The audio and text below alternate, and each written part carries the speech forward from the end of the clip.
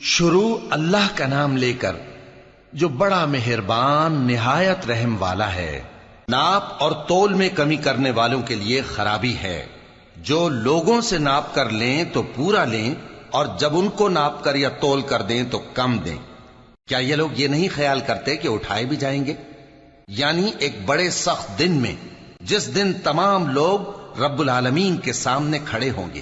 سن رکھو کہ بدکاروں کے اعمال نامے سجین میں ہوں گے، اور تم کیا جانتے ہو کہ سجین کیا چیز ہے؟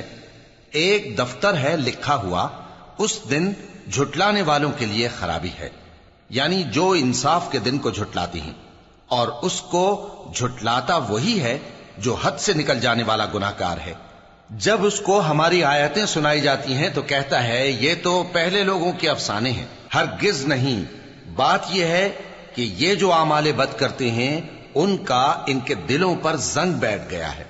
بے شک یہ لوگ اس روز اپنے پروردگار کے دیدار سے اوٹ میں ہوں گے، پھر یہ لوگ یقیناً دوزخ میں جا داخل ہوں گے۔ پھر ان سے کہا جائے گا کہ یہ وہی چیز ہے جس کو تم جھٹلاتے تھے۔ یہ بھی سن رکھو کہ نیکوکاروں کے اعمال نامے علیین میں ہوں گے۔ تم کو کیا معلوم کہ علیین کیا چیز ہے؟ ایک دفتر ہے لکھا ہوا جس کے پاس مقرب فرشتے حاضر ہوتی ہیں۔ بے شک نیک لوگ نعمتوں میں ہوں گے، تختوں پر بیٹھے ہوئے نظارے کریں گے، تم ان کے چہروں ہی سے نعمت کی تازگی معلوم کر لو گے۔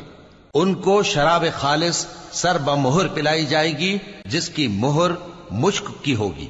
تو نعمتوں کے لیے ریس کرنے والوں کو چاہیے کہ اسی کی ریس کریں، اور اس میں آب تسنیم کی آمیزش ہوگی۔ وہ ایک چشمہ ہے جس میں سے اللہ کے مقرب پیئیں گے۔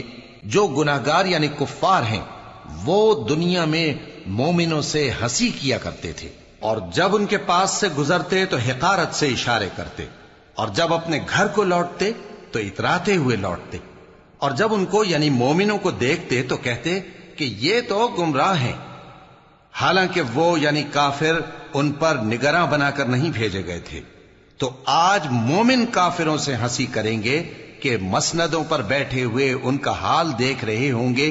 آج کافروں کو ان کے کاموں کا پورا بدلہ مل گیا نا۔